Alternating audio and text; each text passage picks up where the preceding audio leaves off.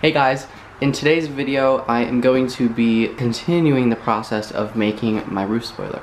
As you saw in the last video of the roof spoiler, I made the roof spoiler itself out of foam and Mondo. Now, what I'm going to do is actually one of you guys commented about this. First, I'm going to tape up the window and then I'm going to lay my fiberglass there. And yeah, so that's what I'm going to do. I hope it turns out good. It's a good plan. Thank you to whoever suggested that. And I'm ready. I'm ready for my car to be unique.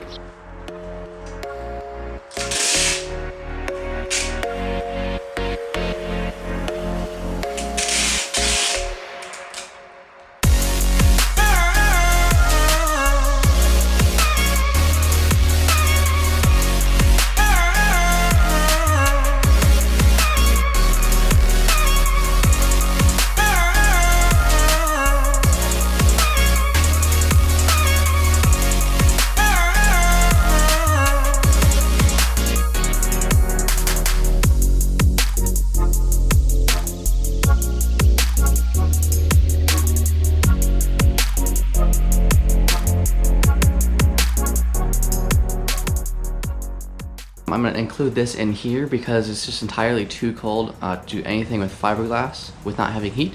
So we are actually going to keep fitting my front lip that I got. It's the Ikon front lip for this Cobalt SS. I'm putting it on my base model bumper, and hopefully I'm going to get that to fit up pretty well, and then eventually paint it. But as of now, we're just going to be riveting it on and then making brackets so it sits out more. I'm going to do the same thing with the rear lip as well. I'm going to rivet it on because the base model bumper is just ever so slightly skinnier, so it doesn't want to sit flush against the bumper, so we're just going to rivet it in a couple spots. I think that's about it. There's a couple side skirt things I want to get sorted out, but that's bad.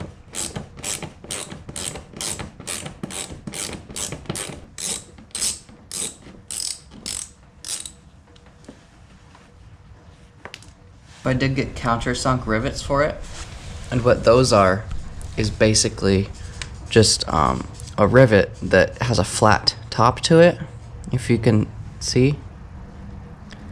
It just has a flat top, and what that does is when you put it in for a body panel, you can put it in and it's completely flush with the bumper, so that when you paint it, you can just put a little bit of panel bond or something between this and the panel, and you can't even see it.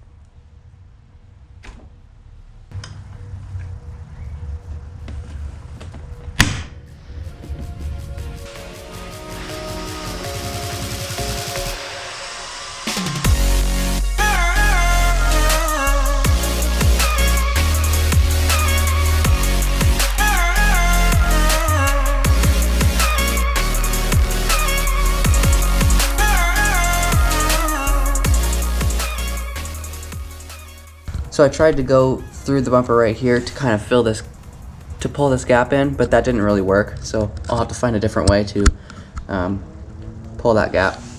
And then So I just put a rivet there, and then I have one here, right in the fog light, and there's two up front, one right there, and one right here, because it actually doesn't touch anything in the middle, right here.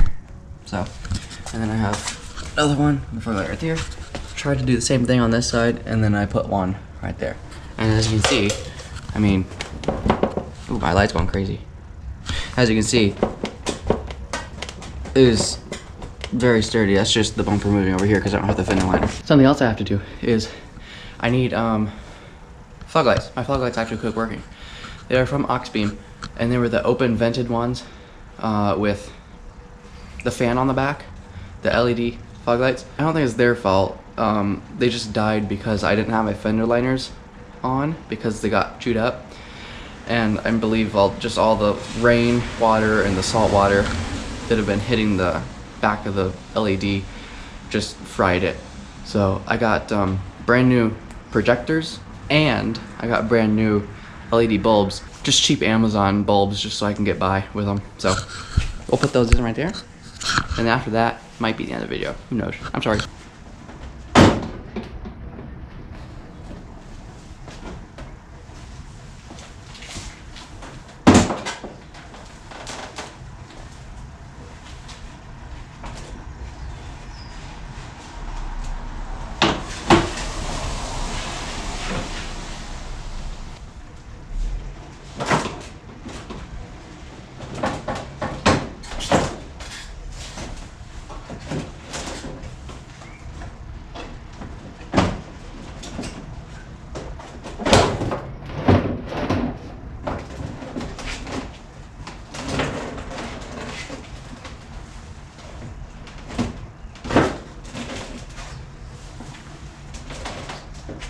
These are what I had. As you can see, the back of the light is exposed, and especially over here, it gets hit by all this dirt because the fender liner on the left side is just completely gone.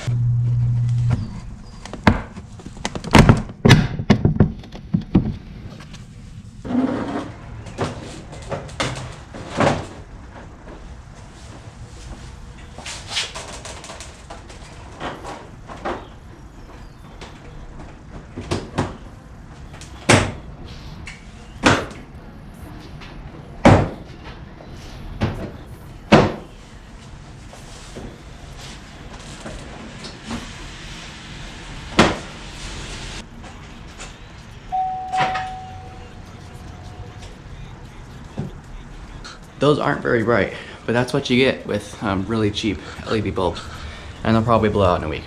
So they were $11. Yes, I know this might not have been what you wanted to see, but it's too cold to do fiberglass, and I wanted to get this lip on so that I could prep it for paint. If you enjoyed this video, please like, comment, and subscribe, and I'll see you in the next one.